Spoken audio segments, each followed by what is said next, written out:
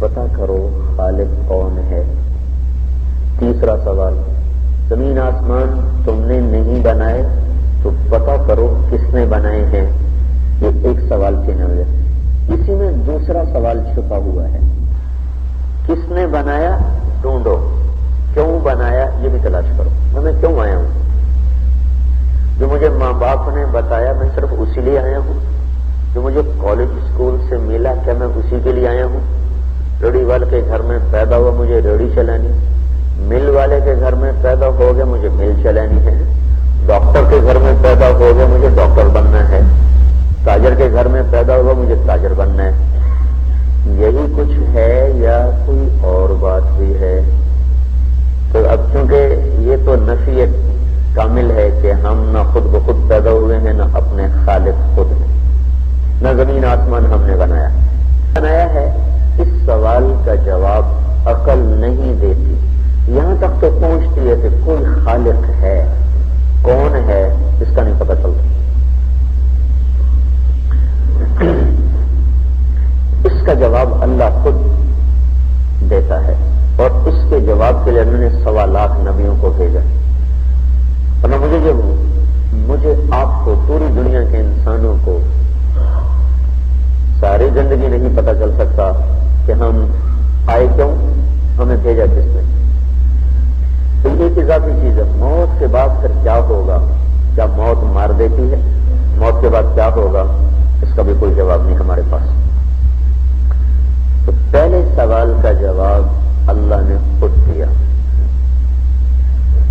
کہ وَلَقَدْ خَلَقْنَا الْإِنسَانَ، ہم نے انسان کو بنایا، مِنْ سُلَالَةٍ مِنْ طِينٍ، مٹی سے نکالا، چوہا، ثُمَّ جَعَلْنَاهُ نُطْفَةً فِي قَرَارٍ مَكِينٍ، پوری کہانی سنائی، پھر ہم نے تمہیں نطفہ بنا کے رحم میں ٹھہرایا، ثُمَّ خَلَقْنَا النُّطْفَةَ عَلَقَةً فَخَلَقْنَا الْعَلَقَةَ مُضْغَةً فخلقنا المضغة عظاما فكسونا العظام لحما ثم انشأناه خلقا آخر فتبارك الله احسن الخالقين۔ یہ جواب آ گیا کہ ہم نے تمہیں مٹی سے نکالا غذا کی شکل، غذا میں سے جوہر کو نکالا نطفے کی شکل، پھر نطفے کو عورت کے پنڈے سے ملا کر اس کے رحم میں رکھا، پھر اس پر ہم نے تخلیق کا نظام چلایا، اور وہ اتنا پیچیدہ نظام ہے، اگر اس وقت جب بچہ بن رہا ہے 1 سینٹی میٹر کتنا ہوتا ہے میں یوں دکھا بھی نہیں سکتا، 1 سینٹی میٹر کے 1 کروڑویں حصے کے برابر کوئی چیز اوپر نیچے ہو جائے تو سارا وجود گرم برم ہو کے رہ جائے۔ تو یہ جواب آ گیا کہ ہم نے تمہیں نطفہ، علقہ، مضغہ، عظام، لحم اور روح، ہم نے تمہیں دنیا میں آنے کا ثم السبیل یسرا، پھر ہم نے تمہارے دنیا میں آنے کا راستہ آسان کیا۔ ماں کے پیٹ میں جہان کیسا بنایا؟ علمتک الجلوس فی بطن امک، تجھے ماں کے پیٹ میں بیٹھنا بھی سکھایا، کھیلنا بھی سکھایا، حرکت بھی سکھائی۔ کتنی عجیب بات ہے، بچہ روح پڑنے کے بعد 5 مہینے رہتا ہے، زیادہ سے زیادہ، اس سے زیادہ بھی رہ جاتے ہیں، 5 مہینے میں وہ 1 دفعہ بھی سانس نہیں لیتا، 1 دفعہ۔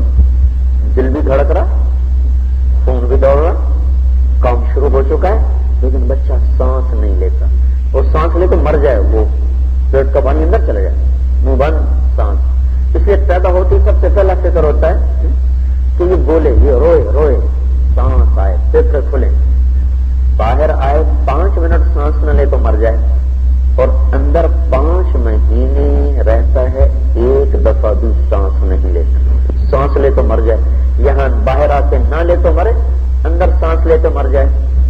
اور ایک وقت میں اللہ تعالیٰ صرف ایک عورت کے پیٹ میں تو نہیں بنا رہا نا، کروڑوں مادہ عورت کی شکل میں، کروڑوں مادہ اربوں مادہ جنات کی شکل میں، کروڑوں اربوں مادہ چوپایوں کی شکل میں، 2 پائی کی شکل میں، پھر آبی مخلوق الگ، فضائی مخلوق الگ، رینگنے والے الگ، دوڑنے والے الگ، پھاڑنے والے الگ، جھپٹنے والے الگ، پھر اسی وقت میں نباتات میں نر مادہ کو ملایا جا رہا ہے۔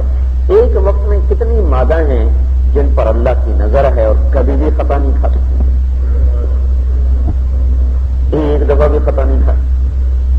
تو خالق کا پتہ خود خالق نے بتایا کہ میں تمہارا خالق ہوں، میں نے تمہیں بنایا، ورنہ انسانی عقل یہاں تک تو پہنچ جاتی ہے کہ کوئی خالق ہے کون ہے یہاں تک نہیں پہنچتے. تو یہاں نبی نے آ کر بتایا, قرآن آ کر بولا تمہارا خالق اللہ ہے. اب اللہ کا خود پتہ نہیں وہ کہاں ہے, وہ کیا ہے, وہ کیسا ہے, وہ کون ہے, خود اس کا پتہ نہیں تھا. پر اس کا پتہ بھی اللہ نے اپنے نبیوں کے ذریعے سے بتایا کہ الرحمن, وہ رحمان ہے, وہ کہاں ہے, علی العرش استوى, وہ عرشوں کے اوپر ہے. ثم استوى علی العرش, اس نے عرشوں پر قیام کیا, استوا کے. یہ نہیں کہ اللہ تعالیٰ عرش پر بیٹھا ہوا ہے, بات سمجھ, اللہ عرش کے ساتھ ملا ہوا کوئی نہیں. عرش کے اوپر جگہ سے پاک, زمان و مکان سے پاک ذات ہے. جگہ کہتے ہیں طول عرض, لمبائی چوڑائی, اس کو کہتے ہیں جگہ. جگہ کس چیز کو کہتے ہیں؟ مکان. مکان عربی کا لفظ ہے, ہم اردو میں بھی استعمال کرتے ہیں.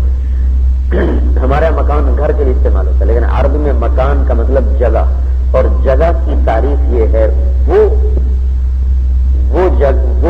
چیز جو طول بھی رکھتی ہو, لمبائی بھی رکھتی ہو, لمبائی بھی رکھتی ہو, چوڑائی بھی رکھتی ہو, طول بھی رکھتی ہو, عرض بھی رکھتی ہو, گہرائی بھی رکھتی ہو, اس کو کہتے ہیں جگہ. تو اللہ نہ کسی طول میں آتا ہے, نہ کسی عرض میں آتا ہے, نہ کسی لمبائی میں آتا ہے, نہ کسی چوڑائی میں آتا ہے, نہ کسی گہرائی میں آتا ہے. وہ اپنی ذات میں موجود ہو کر لامکان ہے. یہ جگہ ہے کیونکہ اس کے اوپر بھی ہے, اس کے نیچے بھی ہے, اس کی جہت بھی ہے, شرق بھی ہے, غرب بھی ہے, شمال بھی ہے, جنوب بھی ہے, فوق بھی ہے, تحت بھی ہے. لا مکان, اس لیے یوں آتا اللہ کے بارے میں لا یحویہ مکان, کسی مکان میں نہیں جرأت تو اس کو سما سکے. لا یشتمل علیہ زمان, زمانے کی بندشوں میں طاقت نہیں کہ اس کو باندھ سکے. وہ زمانے سے ماورا ہے, وہ مکان سے بے نیاز ہے.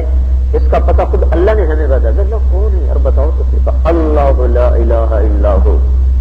سب سے خوبصورت تعارف قرآن میں اللہ کا سورہ اخلاص ہے, سب سے خوبصورت تعارف, مختصر, جامع.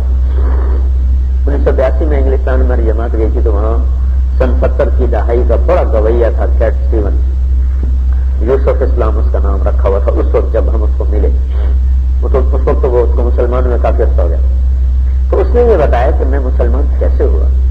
یہ جتنے گانے والے ہوتے ہیں نشوں کے عادی تو ہو جاتے, وہ گانے میں سکون لوگ سمجھ, کیسی دیوانے نظر موسیقی روح کی جگہ, روح کی جگہ پہ مجھے پاگل نشے کرتے ہیں. کیسی دیوانی یہ لکھنے والے پاگل, تصدیق کرنے والے دیوانے کہ موسیقی روح کی جگہ, اور روح کی جگہ ہوتی تو یہ لوگ یوں نشوں میں برباد ہوتے مرتے. اور نشوں کی کثرت نے بیمار کر دیا, پھیپھڑے ختم, ٹی ہو گئی. تو ہسپتال میں داخل ہوا. اب کوئی مشغول ہی نہیں, تو کسی نے مجھے قرآن دے دیا کہ قرآن پڑھا کر. میں نے اس کا ترجمہ پڑھنا شروع کیا, پڑھتے پڑھتے پڑھتے جب میں سورہ اخلاص پر پہنچا تو مجھ پر اسلام کھل گیا. میں نے کہا اللہ کا اس سے بہتر تعارف اور نہیں ہو سکتا. کب مجھے بھی خیال آتا تھا 3 خدا کیسے ہو سکتے ہیں, عیسائیوں کے 3 خدا ہیں, 3 کیسے ہو سکتے ہیں. اس نے بتایا کہ اللہ ایک. اور اس کا پس منظر بھی یہ ہے کہ قریش کہنے لگے ہمارے نبی سے, ہمیں تو اپنا نسب یاد ہے, باپ دادا پردادا, تیرے رب کا نسب کیا ہے؟ انسب لنا ربک, کوئی اپنے رب کا عطا پتہ بتاؤ, کوئی دادا پردادا, کوئی پیو, کوئی پتر. تو اللہ تعالیٰ کے نبی کے جواب دینے سے پہلے اللہ نے جبریل کو بھیج دیا کہ میرے محبوب ان سے کو یہ ہے میرا نسب نامہ, قل هو اللہ احد, جس کا نہ کوئی اوپر ہو, نہ جس کو کوئی نیچے, جس کا نہ کوئی دائیں ہو, جس کا نہ کوئی بائیں.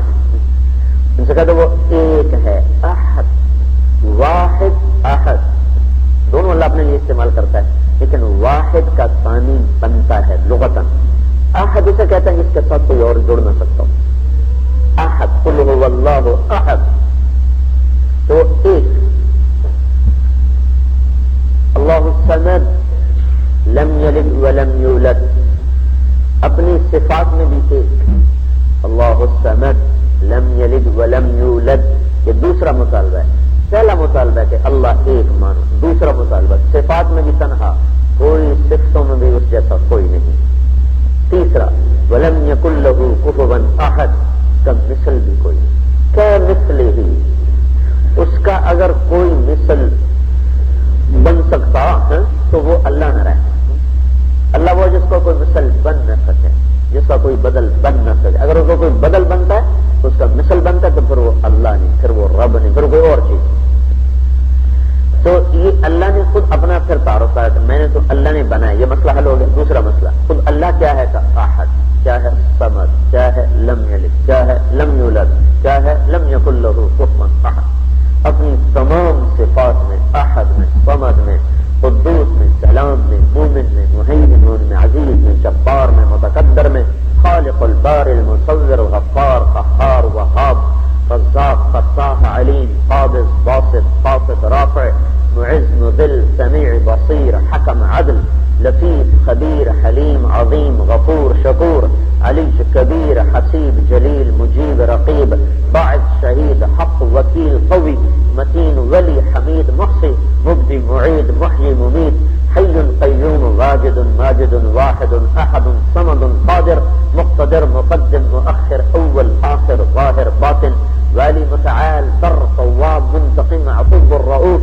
مالك الملك ذو الجلال والإكرام المقسط الجامع الغني المغني المانع الضار النافع النور الهادي البديع الباقي الوارث الرشيد الصبور الحنان المنان، تمام صفات میں اکیلا تنہا ہے ہی نہیں دوسرے۔ ولم يكن له كفوا احد، مثل بھی کوئی نہیں، مثل بنے تو اللہ کہاں رہے؟ لفظ اللہ خود اپنی ذات میں ایسا بے مثال ہے، تو اس جیسا لفظ کائنات میں ہے کوئی؟ دنیا میں کوئی لفظ تو ایک حرف نکال دیا جائے تو جھول آ جاتا ہے، مطلب بدل جاتا ہے، مطلب نہ بدلے تو اس کی طاقت بدل جاتی ہے۔ فما استطاعوا له لم ذلك تأویل ما لم تستطع سنبئك بتأویل ما لم تستطع، یہاں تا نکلی ہے، مطلب نہیں بدلا لیکن مطلب کی طاقت میں فرق آ گیا ہے۔ تستطع اور تستطع، فما استطاعوا، یہ تا کی کمی اور زیادتی سے مطلب تو نہیں بدلا لیکن مطلب کی طاقت میں بڑی کمی آئی۔ لیکن اللہ ایک ایسا لفظ ہے جس کا کوئی حرف نکال دو نہ طاقت میں کمی آتی نہ مطلب میں کمی آتی۔ اللہ کہ الف نکال دو پیچھے رہ گیا للہ، تو قرآن اس پر بھی گواہ ہے للہ ما فی السماوات و ما فی الارض۔ پھر اگلا لام نکال دو تو پیچھے لہو رہ گیا، تو اس پر بھی قرآن کی گواہی ہے لہو ما فی السماوات و ما فی الارض۔ آخری لام ہٹا دو تو پیچھے الہ رہ گیا، تو اس پر بھی قرآن گواہ ہے وہو الذی فی السماء الہ و فی الارض الہ۔ اور میں یہ کہوں سارے ہٹا دو، الف بھی دو لام بھی، صرف آخری لام کی ہا پر جو پیش ہے، اس پیش کی جو آواز ہے، صرف وہ آواز اگر باقی رکھی جائے تو وہ بھی صرف اللہ ہی پر دلالت کرتی ہے۔ واللہ الذی لا الہ الا ہو، اللہ لا الہ الا ہو الحی القیوم، واللہ الذی لا الہ الا ہو۔ تو یہ ایسا عجیب اللہ پاک نے اپنے لیے نام منتخب کیا ہے، ساری دنیا کی ڈکشنریاں اس کا مطلب بیان کرنے سے قاصر ہیں، عاجز ہیں، سارا جگ جہان اکٹھا ہو جائے تو اس کو نہیں بول سکتے۔ کون بولے حق اللہ کو؟ تو اللہ نہیں، اللہ خود اللہ کیسا ہے؟ احد ہے، صمد ہے، قادر ہے۔ اس جہان کو کس نے بنایا ہے؟ اس کا بھی جواب اللہ نے، ان ربکم اللہ، وہ جو تمہارا رب ہے نا، وہ تمہارا رب اللہ۔ اس نے کیا کیا؟ خلق السماوات والارض، اس نے آسمان بنایا، زمین، کتنے دن لگے گا؟ فی ستۃ ایام۔ خود کہاں ہے؟ ثم استوى علی العرش، کیا کرتا ہے؟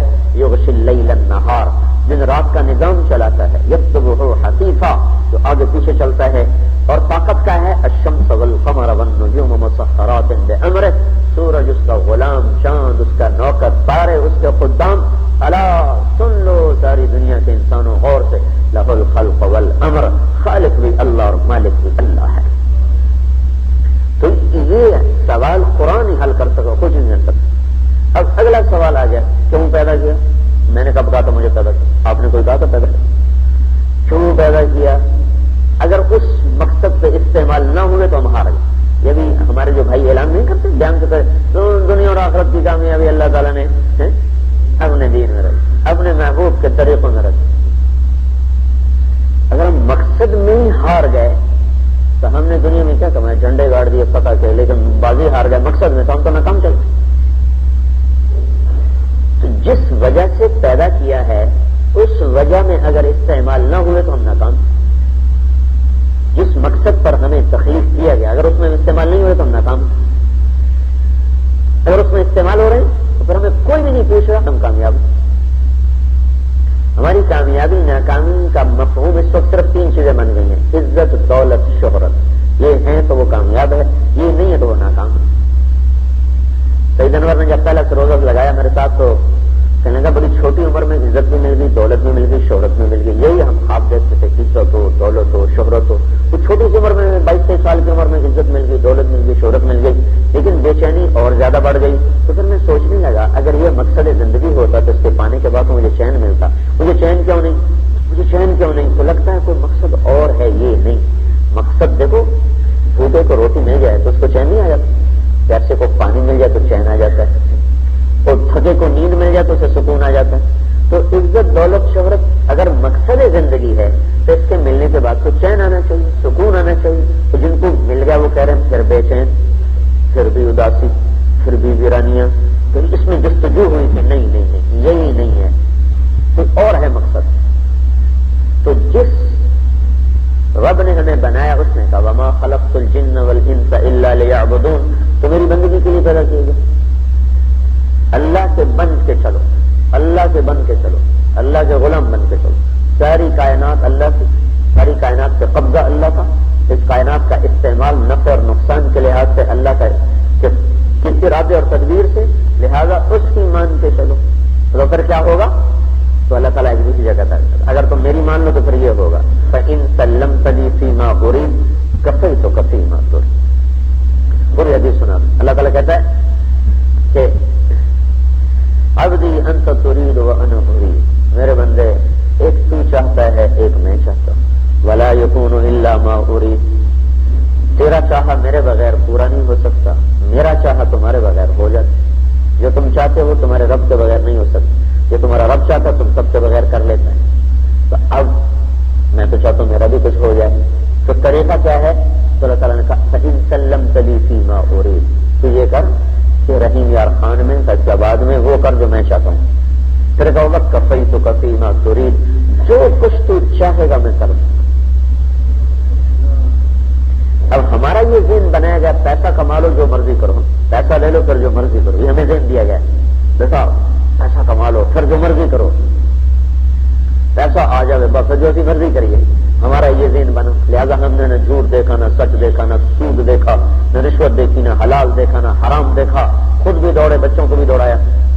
اللہ کا ذہن بنا رہا ہے کہ دھرتی تو تیرے رب کی، الارض جمیعا قبضتہ، آسمان تیرے اللہ کا، والسماوات مطویات بیمینہ، ہوائیں تیرے رب کے تابع، یرسل الریاح مبشرات، پانیوں پر تیرے رب کا قبضہ، یصیب بہ من یشاء ویصرف عن من یشاء، تمہاری زندگی موت پر اس کا قبضہ، یحیی و یمیت، تمہاری عزت اور ذلت پر اس کی حکومت، وتعز من تشاء وتذل من تشاء۔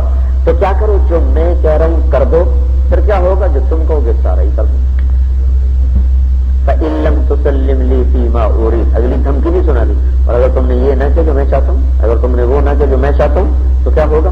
أَتَعَبْتُكَ فِي مَا تُرِيدُ وَلَا يَكُونُ إِلَّا مَا أُرِيدُ، میں تجھے تیری چاہتوں میں تھکا دوں گا، اور وہ نہ ہو سکے گا جو تو چاہتا ہے، پھر بھی ہوگا وہ جو میں چاہتا ہوں۔ تو بڑی ہی پاگل پن کی بات ہے کہ ایسے رب کو چھوڑ کر پیسے کے پیچھے دوڑ لگائیں، نہ جھوٹ دیکھا، نہ سچ دیکھا، نہ سود دیکھا، نہ ملاوٹ دیکھی، نہ کھوٹ دیکھا۔ میں یوں کہتا ہوں اگر موت کے بعد زندگی نہ ہوتی پھر بھی انسانی شرافت کا تقاضا نہیں ہے کہ ان راستوں سے رزق کمائے اور لوگوں کو نقصان پہنچائے اور اپنی عزت کے جھنڈے گاڑنے کے لیے اوروں کے گھر میں اسمار کرے۔ انسانی شرافت کا تقاضا یہ نہ تھا۔ تو اب ہم اللہ کے لیے اور اللہ کی ماننے کے لیے، اللہ کی کیسے مانے اس کا بھی کوئی پتہ نہیں تھا۔ اللہ یہ تو بات سمجھ میں آ گئی، اللہ ہم تیری بندگی کے لیے، تو نے ہمیں بنایا، جہان بھی تیرا، تیری مانیں گے تو سب کچھ ہمارا۔ من کان للہ کان اللہ لہ، جو اللہ کا ہو گیا سب کچھ اس کا ہو گیا۔ اللہ کو اپنا بنانے پر محنت ہے بھائی، کوشش۔ اچھا وہ کیسے کریں کہ ہم اللہ کی ماننے والے بن جائیں؟ تو اس کا بھی اللہ تعالیٰ نے ہمیں طریقہ بتایا۔ قل ان کنتم تحبون اللہ فاتبعونی یحببکم اللہ، اگر تم یہ کہتے ہو کہ ہم اللہ کی مانیں گے، اللہ سے محبت کریں گے، اللہ سے عشق کریں گے، تو راستہ بتاتا ہوں، میرے محبوب کے تابع ہو جاؤ. میرے اور میرے رب کے درمیان واسطہ ہے حضرت محمد صلی اللہ علیہ وسلم کی ذات. ان کے بغیر اللہ تک جایا نہیں جاتا. راستہ کوئی جانے کا راستہ کوئی، ہر راستہ در مصطفیٰ سے ہو کر جاتا. تو یہ آج بھی بتا رہی کہ اللہ کے بننے کے لیے تمہیں محمد ہی بننا پڑے گا، غلام رسول بننا پڑے گا. نام چاہے تمہارا عبد الرحمان ہو، لیکن تمہیں غلامی رسول میں آنا ہوگا. اور اس کی غلامی اللہ کی دیکھو، کوئی اپنے بیٹے کا ہم شکل نظر آ جائے نا تو آدمی خواہ محبت کرتے ہیں. وہی لودھرا کی بات ہے، وہ ایک ڈاکٹر صاحب ملے، کہنے لگا ایک مریض آیا بالکل میرے بھائی کے مشابہ تھا، میں نے اس کا سارا علاج ہی مفت کروں. میں کہا تو میرے بھائی کے مشابہ، میرا بھائی فوت ہو گیا، چل علاج مفت کرو، سارا علاج مفت کر دیا. تو اللہ نے ساری دھرتی میں صرف ایک حبیب بنایا، حبیب ایک. اب یہ سوچو، ایک بچے کا معیار اس کی عقل کے مطابق ہوگا، ایک بڑے کا معیار پسند کا اس کی عقل کے مطابق ہوگا. تو اللہ کے معیار کو کون باندھ سکتا ہے؟ تو جس کو اللہ پسند کرے گا تو اپنے معیار پہ پسند کرے گا. تو اللہ نے کتنے بڑے معیار پر اپنے لیے حبیب کو چھانٹا. اب میں اس کو الفاظ سے کیسے بیان کروں؟ ساری دنیا کی طاقتیں اکٹھی ہو کر حضور صلی اللہ علیہ وسلم کے مقام کو بیان کرنا چاہیں، ہمارے پاس 28 حرف ہیں، اس سے ہم لفظ بناتے ہیں، لفظ سے جملہ بناتے ہیں، جملے سے مضمون بناتے ہیں. تو 28 کروڑ لفظ بھی ہوتے ہیں، حرف ہوتے، تو بھی ہم اللہ کے نبی کی شان بیان کرنے سے قاصر ہیں. جس کی خود اللہ تعریف کرے، اس کی کون تعریف کرے؟ میں اس کے معیار پر کیسے پورا اترے؟ جس کے وجود کی قسم کا لعمر، اے میرے محبوب مجھے تیری جان کی قسم، وہ جان کتنی پیاری ہو. جس کی آنکھوں کا ذکر کرے، لا تمدن عینیک. جس کی زبان کا ذکر کرے، لا تحرک به لسانک. جس کے سینے کا ذکر کرے، الم نشرح لک صدرک. جس کے دل کا ذکر کرے، علی قلبک. جس کے کمر کا ذکر کرے، الذی انقض ظہرک. جس کے چہرے کا ذکر کرے، والضحی، تیرے روشن چہرے کی قسم. جس چہرے کی اللہ قسم اٹھائے وہ کیسا ہوگا؟ واللیل اذا سجا، تیری سیاہ زلفوں کی قسم. یہ ترجمہ امام راضی نے اشارہ کیا اس ترجمے کی طرف. امام راضی نے اشارہ کیا سے میں اس کو بیان کر دیتا ہوں. امام راضی بہت بڑے آدمی، تو انہوں نے اس صورت کے ذیل میں یہ اس ترجمے میں کہ یہ بھی اس کا ایک مطلب توجیہ ہے. تو جس چہرے کی اللہ قسم کھائے، جن زلفوں کی اللہ قسم کھائے، اس کا کتنا بڑا معیار ہوگا. تو الفاظ کہاں سے کوئی لائے؟ پھر اللہ تبارک و تعالیٰ یوں کہہ رہے ہیں، وَلَسَوْفَ يُعْطِيكَ رَبُّكَ فَتَرْضَىٰ. یہ آیت پورے قرآن میں ہمارے نبی کی شان میں سب سے بلند ہے. ساری دنیا سے کہتا ہے کہ اے دنیا کے لوگ، اللہ کو راضی کرو، مجھے راضی کرو. وَرِضْوَانٌ مِّنَ اللَّهِ أَكْبَرُ. میری رضا مل گئی تو سب سے بڑی دولت مل گئی، تو مجھے راضی کرو. اور خود کہتا ہے کہ میں نے اے میرے محبوب تجھے راضی کرنا ہے. موسیٰ علیہ السلام کو بلایا نا کوہ طور پر، آؤ میری بات سنو. تو موسیٰ علیہ السلام بھاگے، آئے تو وہاں پر آئے. تو اللہ تعالیٰ نے کہا مَا أَعْجَلَكَ عَنِ قَوْمِكَ يَا موسیٰ. اتنی جلدی کی کیا ضرورت تھی؟ بھاگ رہے پھولا ہوا کان. کہنے گے یا اللہ اجلت الیک رب لترضیٰ. مالک بلائے نا اور نوکر بھاگ کے آئے تو مالک خوش ہو جاتا. تو میں اس لیے بھاگوں کہ تو خوش ہو جائے. یہ تو کلیم اللہ ہے، کلیم اللہ کہہ رہے یا اللہ تو خوش ہو جا.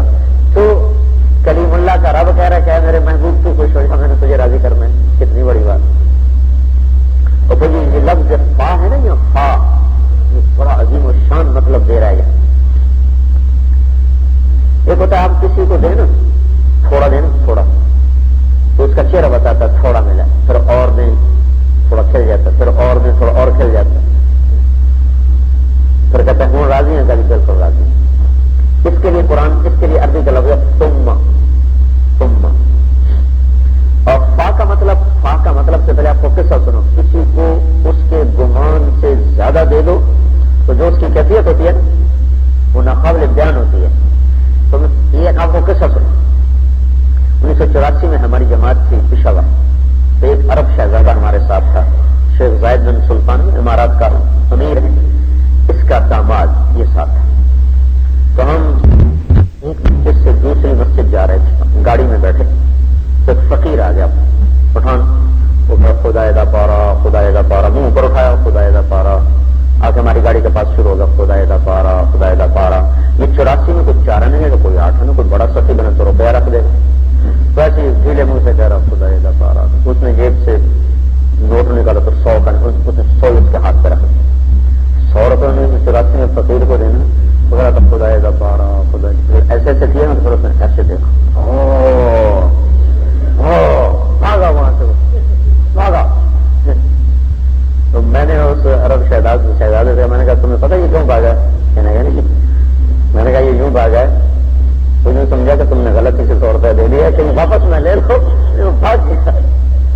اس کو تو پورے ہفتے کی خیرات مل گئی. ایک آدمی پورے ہفتے میں اس نے 100 روپئے کمانا تھا خدا کا پارا کر کے, تو ایک آدمی دے دیا.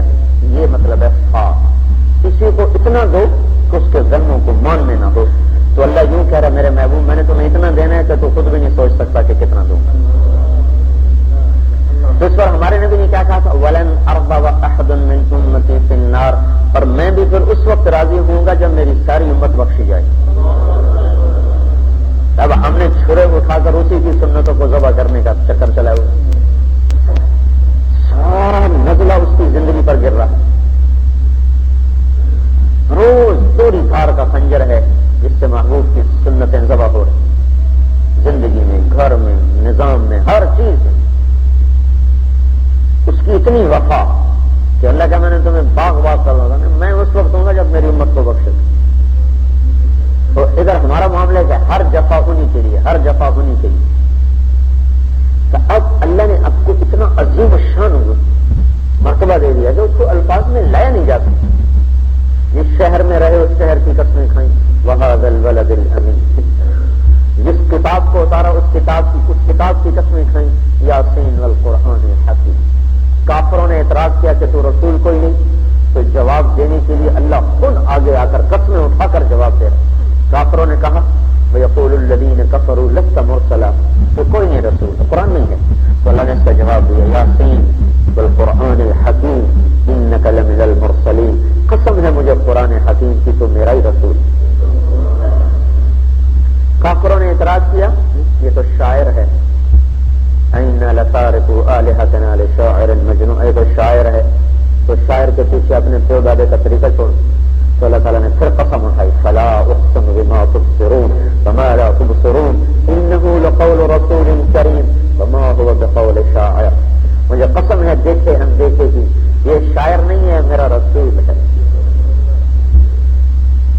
حضرت عمر ایک دفعہ جب مسلمان نہیں تھے تو یہ جو بڑے بڑے سردار, کیونکہ قرآن ایسا فصیح کلام ہے کہ اس کو سن کے ایک پاگل ہو گئے عرب, تو یہ چھپ چھپ کے سنا کرتے تھے. حضرت عمر رضی اللہ تعالیٰ نے ایک دفعہ بیت اللہ کے پردے کے پیچھے چھپ کر قرآن سن رہے. ہمارے نبی نفلوں میں پڑھ رہے اور وہ پیچھے چھپے ہوئے سن رہے. تو آپ اس دن نفلوں میں پڑھ رہے تھے الحاقۃ ما الحاقۃ,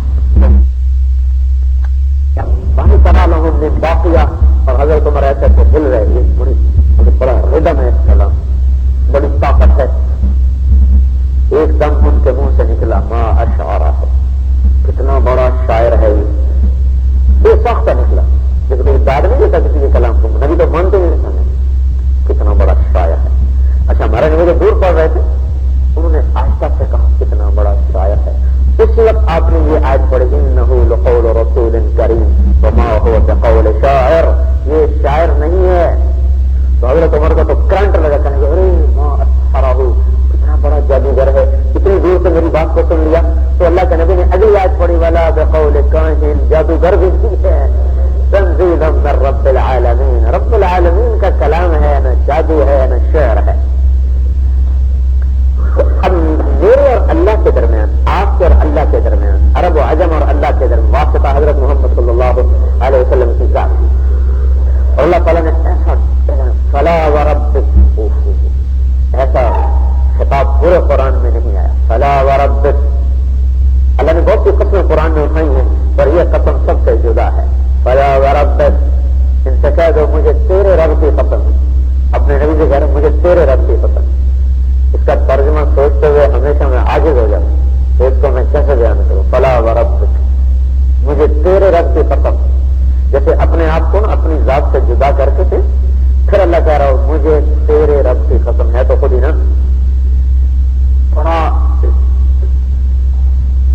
لفظ نہیں ملتا کہ اس کو کیسے کھولا جائے. فلا ورب، مجھے تیرے رب کی قسم. محبت کی انتہا ہے اور آپ کے مرتبے کی بھی انتہا ہے. مجھے تیرے رب کی قسم لا یؤمنون، مجھے کسی کا ایمان قبول کوئی کہہ دیں. فیصلہ باد والوں کو بتا دو، رحیم یار والوں کو بتا دو، لا یؤمنون، جاؤ جاؤ، مجھے کسی کا ایمان قبول نہیں. اللہ کب قبول کرے گا؟ حتی یحکموک فیما شجر بینہم، جب تک تیرے غلام نہ ہو جائیں میں ان کا ایمان قبول نہیں کروں گا. تیرے فیصلوں پہ جب تک راضی نہ ہو. تو ہم نے فتوا کیا لیا ہوا ہے؟ سنت بھی خیر ہے، جی کرو تو ثواب ہے، نہ کرو تو گناہ تو کوئی نہیں. یہ فتوا وہ جو فتوا تیار ہے، سنت بھی کہڑی گل ہے، جی کرو تو ثواب ہے، نہ کرو تو گناہ. اور وہ کیا کہا؟ لا یؤمنون، کوئی قبول حتی یحکموک فیما شجر بینہم. پھر اگلی بات اس سے بھی عجیب ہے، ثم لا یجدوا فی انفسہم حرجا مما قضیت.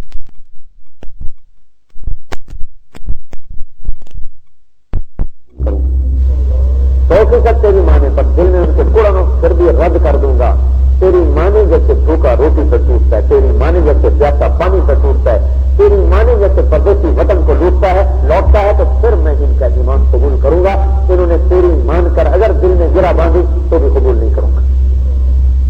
فدا ہو کر قبول، فدا ہو کر مانے سے، قربان ہو کر تیری مانے تبا پھر ان کی میری دوستی پکی ہوگی.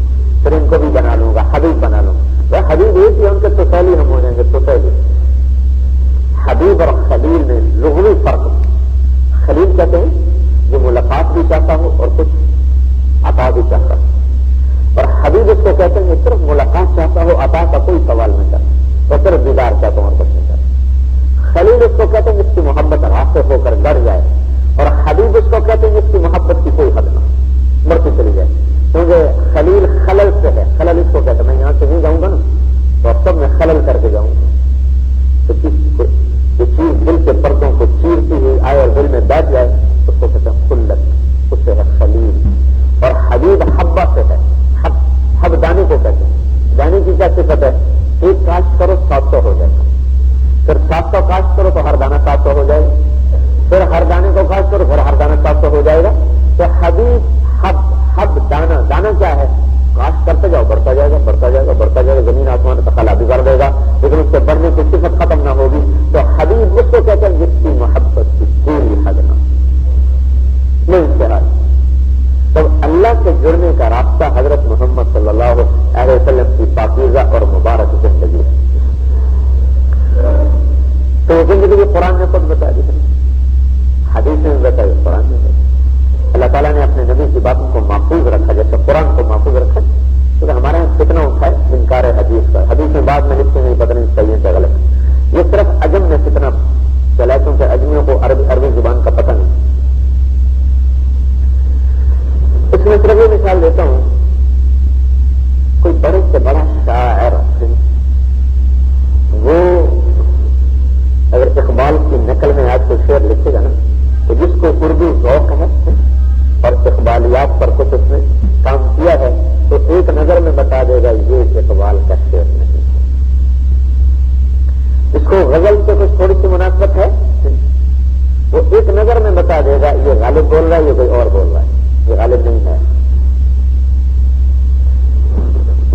اللہ نے اپنے نبی کی زبان مبارک سے ایسے الفاظ کہلوائے ہیں کہ ساری دنیا کے ادیب اکٹھے ہو جائیں تو حضور جیسا کلام بول نہیں سکتے. کیونکہ عربوں کو تو پتا ہے، ہمیں پتا نہیں تو ہمیں چکر دے گیا شیطان. حدیث میں بعد میں لکھی گئی پتہ نہیں سچی کے جھوٹی. بلاؤ ساری دنیا کے ادیبوں کو جو اللہ کے نبی نے کہا اس جیسا تو پہلے تیار تو کر کے دکھائیں، جبھی تو گڑبڑ ہوگا نا کہ اس جیسا تو ہو. اس جیسا ہی نہیں کوئی بنا سکتا تو اس میں داخل کیسے کرے گا؟ اور اگر داخل ہو جائے، داخل ہو بھی جائے، فرض کرو داخل کر دیا کسی نے، کیونکہ قرآن جیسا وعدہ تو نہیں ہے، فرض کرو کسی نے داخل کر دیا تو پھر اللہ نے اس کی حفاظت کا اگلا نظام بنایا کہ حضور کے سارے علم کو سند کے ساتھ امت تک پہنچایا.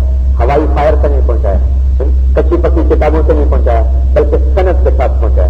یہ واحد امت ہے جس کے پاس علم سند کے ساتھ. کس سے حاصل کیا؟ ایسے نہیں ہر ڈائجسٹ اٹھا کر پڑھا تو وہ دین بن گیا، اور ہر رسالہ اٹھا کر پڑھا تو وہ شریعت بن گیا، اور ہر افسانے پڑھے تو وہ تصوف بن گیا. ایسا نہیں ہے. اس کی گنجائش ہمارے بر صغیر میں ہے. اللہ کی شریعت میں اس کی کوئی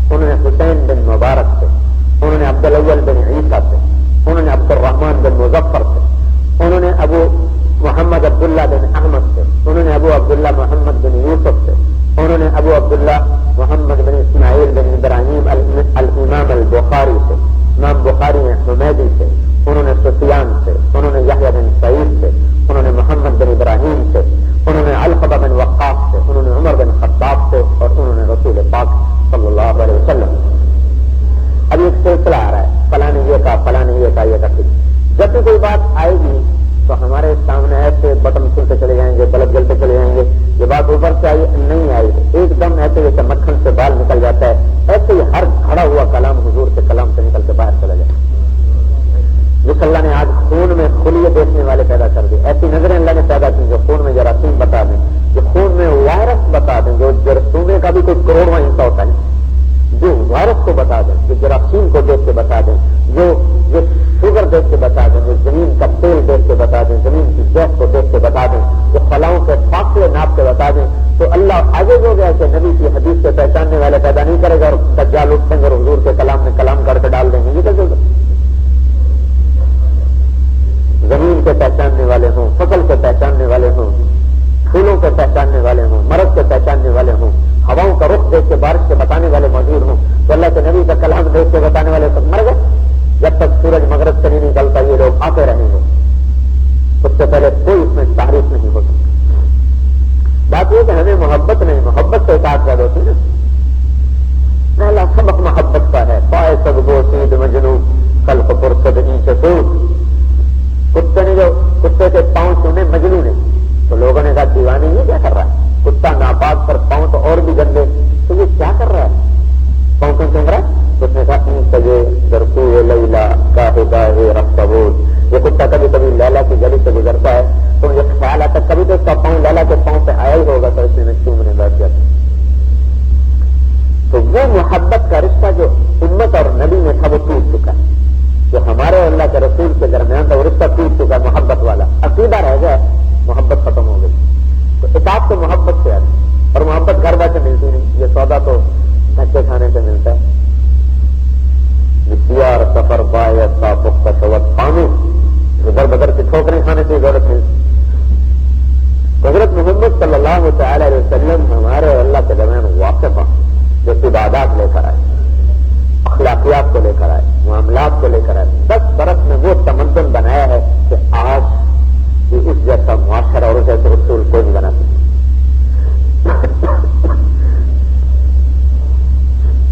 ایک کتاب اس سے مستقل لکھی ہے علامہ قطانی رحمۃ اللہ علیہ نے، وہ درجے تھے مراکش کے، انہوں نے حضور صلی اللہ علیہ وسلم کے زمانے کا تمدن کہ کس طرح کن بنیادوں پر آپ نے معاشرے کو تشکیل دیا، صرف مسجد کی زندگی نہیں سمجھائی، ایک ایک چیز ایک 10 برس میں ہزاروں برس کا کام کر کے دنیا سے چلے گئے۔ مسجد بھی بنائی، بازار بھی بنایا، گھر بھی بنایا، شادی بھی کی، تخت پر بھی بیٹھے، عدالت پر بھی بیٹھے، سالار بن کے بھی چلے، باپ بن کے بھی چلے، قائد بن کے بھی چلے، امام بن کے بھی چلے، احرام بھی پہن کے دکھایا، سجدے بھی کر کے دکھایا، سخاوت بھی کر کے دکھایا، معاف کر کے بھی دکھایا، سجدے کر کے بھی دکھایا، قیام کر کے بھی دکھایا، طواف کر کے بھی دکھایا، رمی کر کے دکھایا، حلق کر کے دکھایا، قربانی کر کے دکھایا، دوست بن کے دکھایا، پڑوسی بن کے دکھایا، دشمن بھی بن کے دکھایا، ہر چیز باطل کے لیے دشمن بن کے دکھایا، معاف کرنے کے حوصلے کرنے اپنے عمل سے کر کے دکھائے۔ پوری زندگی کھلی کتاب ہے۔ نماز زندہ ہو، عبادات میں نماز سب سے اعلیٰ درجے کی چیز، اور نماز میں جو مطلوب ہے وہ ہے اقم الصلاۃ للذکر، نماز اس طرح پڑھو کہ اللہ یاد آ جائے، یہ ہے اللہ کا مطالبہ۔ کب نماز ایسے پڑھو کہ میں تمہیں یاد آ جاؤں، اور ہمارا حال یہ کہ اللہ اکبر کہتے ہیں، سبحانک اللہم کہتے ہیں، وبحمدک کہتے ہیں، وتبارک اسمک وتعالی جدک ولا الہ غیرک، سب اللہ اللہ اللہ اللہ، اعوذ باللہ میں اللہ، بسم اللہ میں اللہ، الحمدللہ میں اللہ، الرحمن میں اللہ، الرحیم میں اللہ، ایاک نعبد میں اللہ، ایاک نستعین میں اللہ، اہدنا میں اللہ، سارا اللہ اللہ چلا، قل هو اللہ اللہ، پھر اللہ اکبر اللہ، پھر سمع اللہ میں اللہ، پھر سبحان ربی العظیم میں اللہ، سبحان ربی الاعلی میں اللہ، پھر اللہ اکبر میں اللہ۔ ایک رکعت میں سینکڑوں دفعہ اللہ کو پکار کر بھی اللہ یاد نہیں، یہ غفلت کی انتہا ہے۔ اور گھر بغیر یاد کیے یاد آ رہا، بغیر بولے گھر کی یاد، بیوی کی یاد، بچوں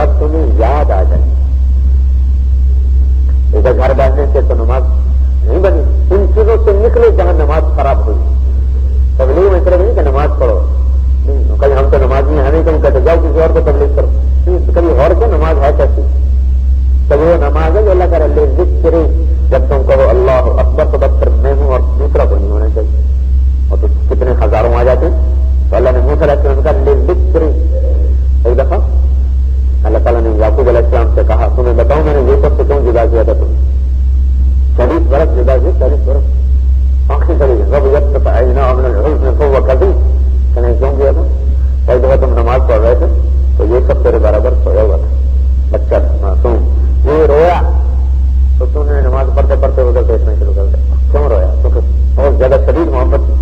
جب تیری آنکھیں ادھر گئی تو مجھے غیرت آئی کہ میرا نبی ہو اور نماز میں ہو کر نظریں ادھر دوڑائے، ان نظروں کو بھی واپس لے لوں گا اور اس کو بھی اس سے جدا کر دوں گا. آنکھیں میں چلے گئی، بچہ بھی 40 برس دور رہا، کیونکہ وہ تو نبی ابن نبی تھے نا.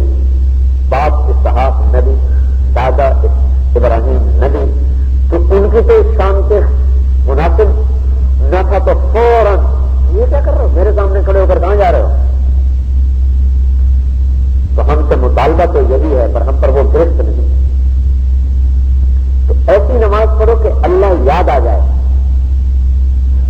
سجدوں میں سر رکھو تو وہ لذت اور حلاوت ہو جو کسی سے بڑے کے سامنے جھکنے میں. اللہ یوں کہتا اللہ کا نبی جب آدمی سجدہ کرتا ہے تو اللہ کے قدموں میں آ کے سر رکھتا ہے. یہ عبادات کا نظام ہے. عبادت کے بقدر فرق.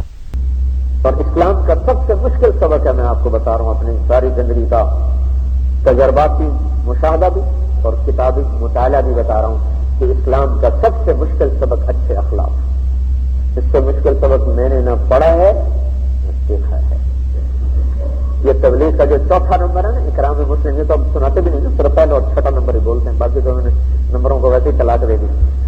تو یہ جو چوتھا نمبر ہے تبلیغ کا اور اسلام کا اخلاق، اچھے اخلاق، یہ اسلام کا سب سے مشکل سبق ہے، سب سے مشکل سبق.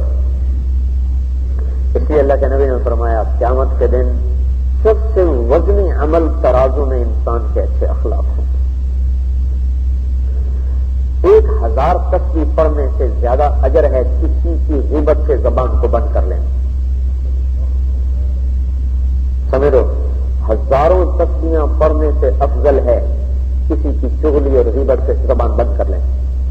1000 نفلوں سے، 1000 نفلی روزوں سے برتر ہے کسی مسلمان کی پردہ دری سے اپنے آپ کو بچا لیں.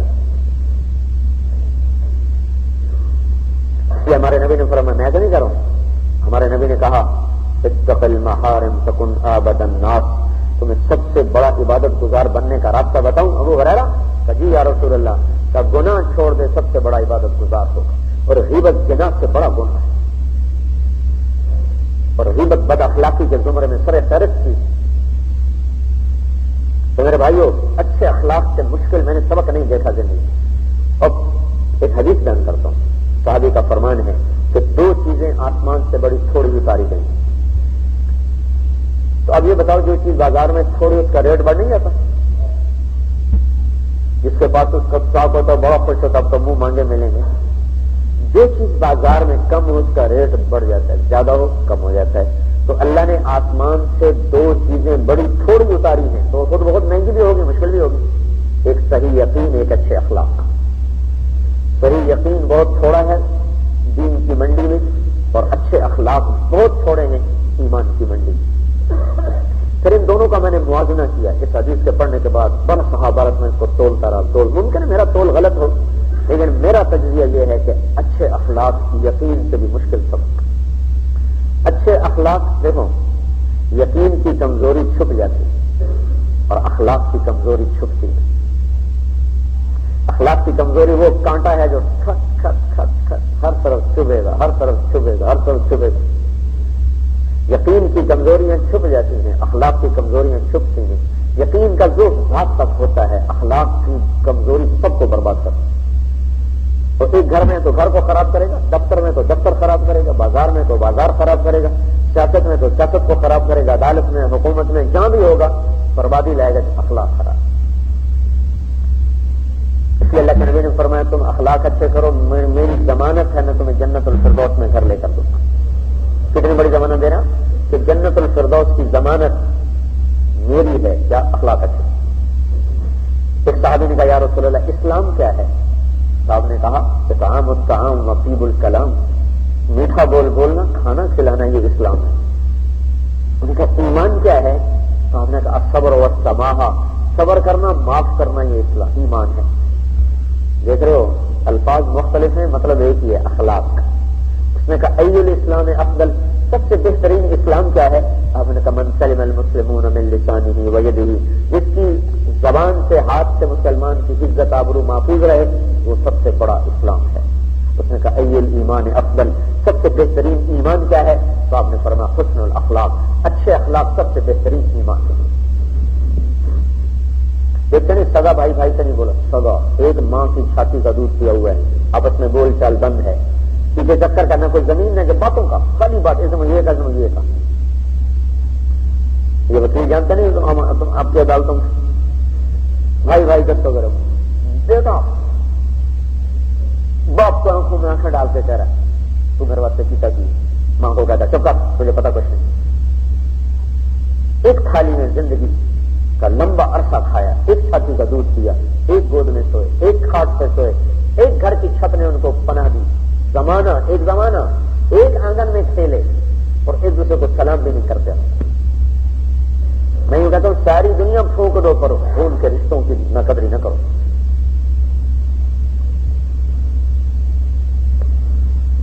عظیم الشان عمل ہے اچھے اخلاق۔ زبان کو روکنا، ذکر پہ چلانا آسان، گالی سے روکنا بڑا مشکل، تجربہ کرنا۔ 100 تصویر زبان کو پڑھو پڑھ دے گی، غصہ چڑھ جائے گالی سے روکو نہیں روکے فائر ہوگا۔ اور کسی مسلمان کو ماں بہن کی گالی دینا، 7 زمین آسمان ٹکڑے ٹکڑے ہو جائیں، یہ چھوٹا نقصان ہے۔ کسی مسلمان کو ماں بہن کی گالی دینا اس سے بڑا نقصان۔ بیت اللہ کو توڑ پھوڑ کے درہم برہم کر دینا یہ چھوٹا گناہ ہے، اور کسی مسلمان کو ماں بہن کی گالی دینا اس سے بڑا گناہ ہے۔ اخلاق بناؤ، اللہ کا نبی اخلاق لے کر آئے، عبادات لے کر آئے، معاملات لے کر آئے۔ بازار بھی مسجد کا نمونہ بن جائے، تجارت بھی مسجد کا نمونہ بن جائے، زراعت بھی مسجد کا نمونہ بن جائے، عدالتیں مسجد کا نمونہ بنے، حکومت مسجد کا نمونہ بنے۔ عیب چھپانا یہ ہے ہمارے اخلاق کی بلندی، نہ کہ عیب اچھالنا، خاص طور پہ نیک لوگوں کے عیب نہیں اچھالنے چاہیے۔ وہ فرشتے کو نہیں ہے، تبلیغ والے یہ کرتے ہیں، یہ مولوی یہ کرتے ہیں، یہ مولانا یہ کرتے ہیں، یہ قاری یہ کرتے ہیں، یہ امامت سے یہ کرتے ہیں۔ اگر اس نے توبہ کر کے گناہ معاف کروا لیا اور میں تنقید کرتا رہا تو میں تو مارا گیا۔ پڑھنے کو کب توبہ کر لے اور اپنا معاملہ صاف کر لے اپنے اللہ سے۔ اس لیے بعد میں کسی کو حقارت بھری نظروں سے دیکھتا ہے اور اس پر تنقید کرتا ہے تو اللہ تعالیٰ کہتا ہے مرنے سے پہلے تجھے اس عیب میں مبتلا کر کے ماروں گا، اس سے پہلے نہیں ماروں گا، تو اسی عیب میں مبتلا ہو جب تک وہ توبہ نہ کرے۔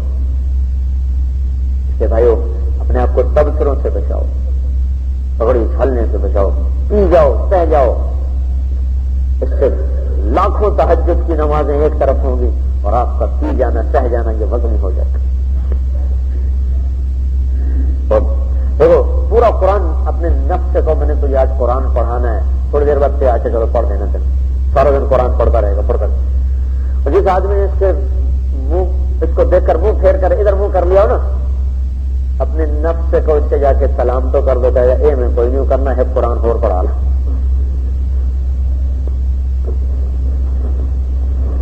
گالی دینے والے کو دعا نہیں دے گا، ساری رات تصویر پڑھنا اس کے لیے آسان ہے، گالی دینے والے کو دعا نہیں دے گا۔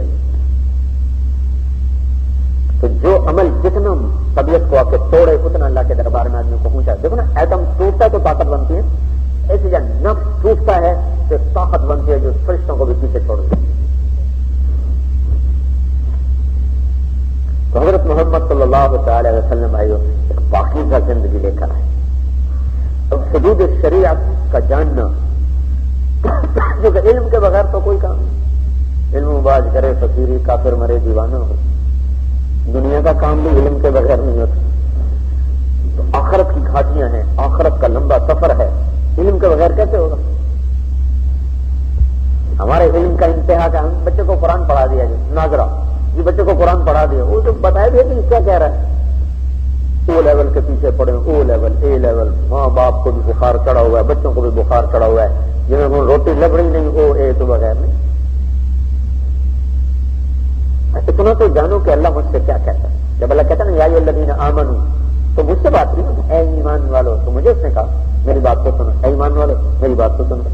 تو کبھی تو میں خیال آتا کہ اللہ مجھ سے کیا کہہ رہا ہے، اللہ مجھ سے کیا کہہ رہا ہے، میں دیکھو تجھے اللہ کیا کہہ رہا ہے، کدھر بلا رہا ہے، کہاں سے روک رہا ہے۔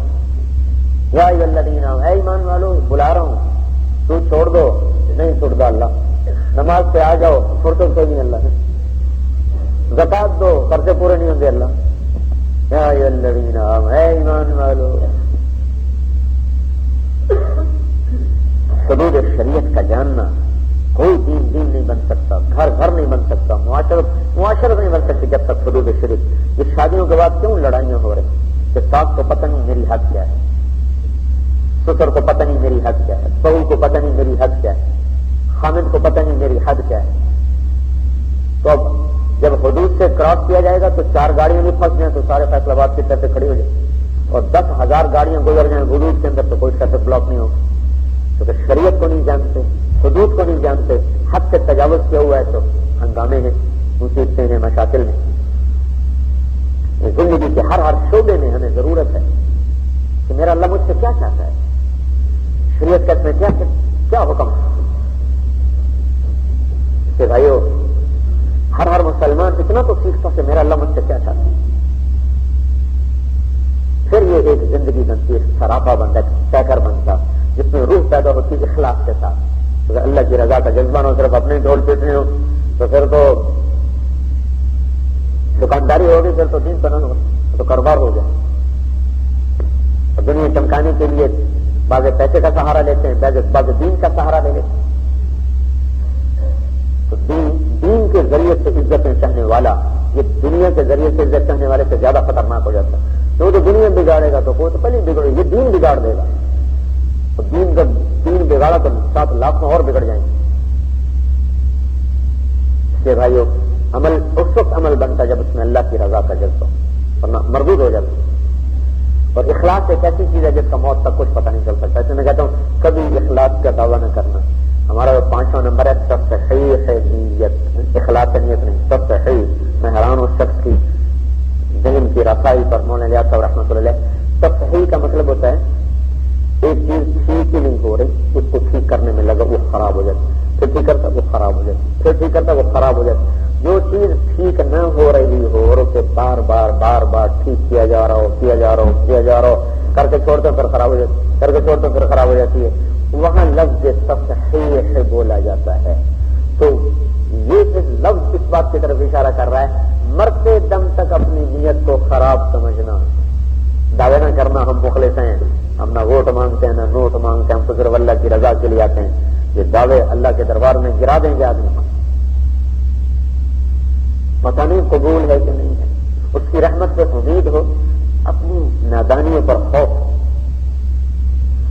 حضرت علی جیسا انسان جس کو اللہ کے نبی نے کہا جنت میں تیرا گھر میرے گھر کے سامنے ہوگا، اور اللہ نے اتنا علم دیا کہ آپ نے فرمایا اگر میں سورۃ فاتحہ کی تفسیر کروں تو 70 اونٹوں پہ لادی ہے۔ ایک رات بسم اللہ کی با پہ بولنا شروع کیا، عشاء سے شروع ہوئے، فجر کی اذان ہو گئی، با نہیں ختم ہوئی، صرف ایک با، بسم اللہ کی با پہ جو بولنا شروع کیا تو فجر کر دے۔ سادہ کا پورا قرآن ہو گیا انہوں نے فجر سے۔ اس کو اللہ نے اتنے کمالات سے نوازا ہو، وہ روزانہ رات کو کہتے یا اللہ سفر لمبا ہے عمل ہے کوئی، سفر لمبا ہے عمل ہے کوئی، یا اللہ میرا کیا بنے گا، یا اللہ میرا کیا بنے گا۔ تو یہ ہم 5 وقت نماز پڑھ کے کہتے ہیں جنت کا ٹھیکہ ساڈا ہو گیا، ان کا لوڑ نہیں کسی اور کا۔ کبھی بھائی اخلاق کے دعوے کوئی نہ کرے، ہمیشہ اپنے آپ کو آدمی ہے ریاکار ہی سمجھتا رہے، پتہ نہیں کیا ہوگا۔ یہ ایک شکل بنی ہے، اس شکل میں جتنا ہم قربانی دیں گے رنگ بھرتا چلا جائے گا، رنگ بھرتا چلا جائے گا۔ اس کو لے کر ساری دنیا میں پھرنا ہے اور سارے عالم میں پھیلانا ہے۔ یہ اس امت کی ذمہ داری اللہ تعالیٰ نے بنائی۔ ہمارے نبی آخری نبی، ان کے بعد کوئی نبی نہیں ہے، ان کا پیغام دنیا کے آخری کنارے تک پہنچانا ہمارے ذمہ۔ اپنوں نے سست دیا ہے تو ان کو بیدار کرنا، اور اپنے بیدار ہو تو ان کو لے کر سارے عالم میں پھرنا۔ وہ یہ ضروری نہیں، دیکھو یہ ضروری نہیں کہ پہلے سارے مسلمان ٹھیک ہو جائیں پھر ہم کافروں کو تبلیغ کریں، یہ ہماری مجبوری ہے، ضروری نہیں مجبوری ہے، ہمارے پاس ماحول کوئی۔ میں آ رہا تھا بنگلہ دیش سے واپس، جہاز میں میرے ساتھ ایک گورا بیٹھا تھا، میں نے کہا اس کو دعوت دوں، تو میں جھجکتا رہا، مجھے انگریزی چھوڑے 20-22۔ صدیق اسلامی کیسٹ ہاؤس، ریل بازار، نیز تحصیل والی مسجد، فیصل آباد۔ میں نے ان سے بات کی مسلسل، تو تقریباً کوئی 40% الفاظ مجھے مل سکے، 60% نہیں حاضر ہو سکے، لیکن 40% سے کام چل رہا تھا۔ جو میں کہنا چاہتا تھا میں اس کو اچھی طرح بتا رہا تھا. اوپر مٹھو ایسے کر کے بیٹھا سن رہا تھا, بہت متاثر ہوا. بیچ میں ایک بات آ گئی, مجھے اب یاد نہیں کیسے آ گئی, شراب کی. میں نے کہا شراب حرام ہے, شراب حرام. تو ایسے بیٹھا تھا, کہنا ہے پتہ یوں کہ پتہ نہیں کیا ہو رہا ہے. کہنے لگا میں گارمنٹس کا تاجر ہوں, ہالینڈ کا تھا, میں گارمنٹس کا تاجر ہوں, ساری دنیا پھرتا ہوں, سب سے اچھی شراب میں کراچی میں آ کے پیتا ہوں. میرے ساتھ بھی کراچی جا رہا, فیصلہ آباد آ رہا تھا, یہاں آ رہا تو ہم وہاں بھی کٹے تھے, پھر اگلے جہاز میں بھی کٹھی ہے. سب سے اچھی شراب کراچی میں بن, یہ ہماری مجبوری بن جاتی. اب میں اس کو کیسے سمجھاؤں کہ اسلام اور چیز ہے اور آج کا مسلمان اور چیز. وہ تو ہمیں دیکھ کر اسلام کو سمجھنا چاہتے ہیں, اور وہ کام خراب ہوا پڑا ہے. ایک زمانہ تھا جب اسلام اور مسلمان ایک چیز, اب دو چیزیں, مسلمان اور چیز ہے, اسلام اور چیز. ساری دنیا کے انسانوں میں ہم پیغام حق نہیں پہنچا رہے, یہ ہم سب کا اجتماعی قصور ہے. اس میں جو دیر ہو رہی ہے اس کے ہم سارے اجتماعی طور پر ذمہ دار, ہماری اجتماعی خطا ہے. فَلْيَبَلِّغِ الشَّاهِدُ الْغَائِبُ, جاؤ میرا پیغام آگے پہنچا دو. یوشع علیہ السلام سے اللہ تعالیٰ نے کہا تیری امت میں سے 1,00,000 کو میں سزا دینے لگا ہوں, 40,000 اچھے ہیں, 60,000 برے ہیں.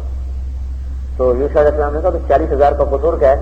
کہ ان بروں کو سمجھا نہیں رہی ہے, ان کا قصور. ایک دن میں 1,00,000 ختم کرا. تو ان کے تو ذمہ اتنا اہمیت کے ساتھ تھا نہیں, ہمارے اوپر تو بڑی اہمیت کے ساتھ یہ فریضہ عائد کیا گیا. تو گزارش ہے میرے بھائیوں, جو اللہ ہم سے چاہتا ہے وہ کر لیں. اس کی چاہتوں کا نام ہے محمد رسول اللہ صلی اللہ علیہ وسلم. اس کے سراپا میں ڈھلنا یہ اللہ کی چاہت, اور ڈھلتا بھٹی میں جا کر ہی ہے. بھٹی میں جا کے لوہا ڈھلتا ہے, کہ گھروں میں بیٹھ کر یہ آدمی نہیں ڈھلتا ہے. نکلو بھائی اللہ کی راہوں میں, یہ وہ بھٹی ہے جس میں جا کر آدمی ڈھلتا ہے, پگھلتا ہے, نرم ہوتا ہے, پھر خود بخود زندگیوں کو رخ مل جاتا. صبح ہم حج میں جنید جمشید, سعید انور, انضمام الحق, یہ سب ہم اکٹھے ہیں. تو ہم نے بس پہ حج کیا اور جنید جمشید نے پیدل حج کیا. چند سال پہلے اسٹیج پہ ناچنے والا آدمی, اس کو اس وقت کہتے تم حج کرو گے, صرف حج کرو, کہتا جاؤ جاؤ اپنا کام کرو, میں نے ویل کو نہیں. اور اب وہ کہہ رہا ہے میں نے پچھلی قضائیاں دینی, جتنے گناہ کیے, جتنی گمراہی پھیلائی, اس کی میں نے تلافی کرنی ہے مرنے سے پہلے. پیدل حج آدمی کی جوڑ ہلا کے رکھ دیتے.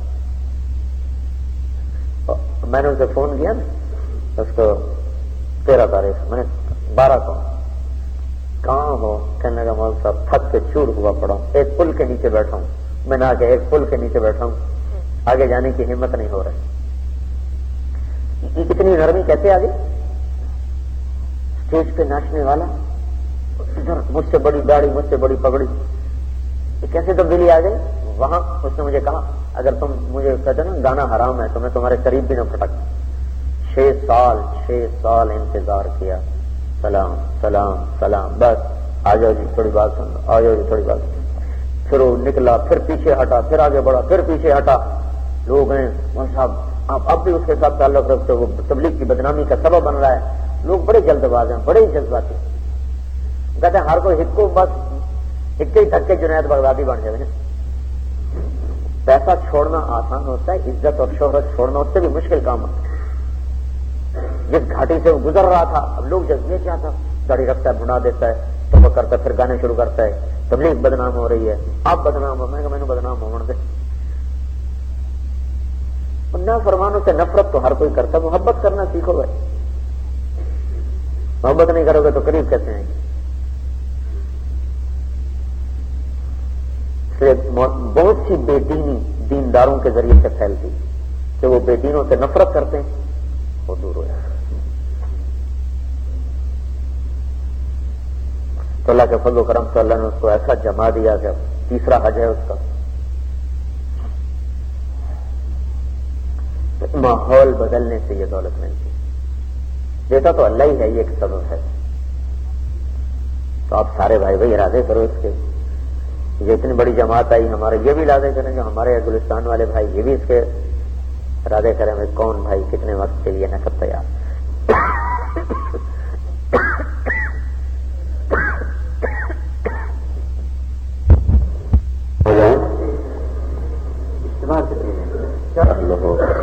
محمد كما أنت أهله وحل بنا ما أنت أهله إنك أهل التقوى وأهل المغفرة. ربنا آتنا في الدنيا حسنة وفي الآخرة حسنة وقنا عذاب النار. اللهم وفقنا لما تحب وترضى واجعل آخرتنا خيرا من الأولى. اللهم ول علينا خيارنا ولا تول علينا بذنوبنا شرارنا. اللهم اغفر للمسلمين والمسلمات والمؤمنين والمؤمنات. اللهم اغفر لأمة محمد صلى الله عليه وسلم. اللهم اهد أمة محمد صلى الله عليه وسلم. اللهم انصر أمة محمد صلى الله عليه وسلم. اللهم انصرنا ولا تنصر علينا. اللهم انصر لنا ولا تنصر علينا.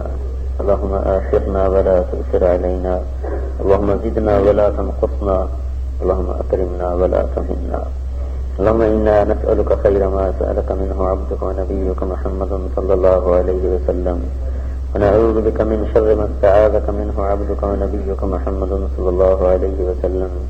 اللهم أنت المستعان وعليك البلاغ ولا حول ولا قوة إلا بالله. وصلى الله تعالى على النبي الكريم. آمين.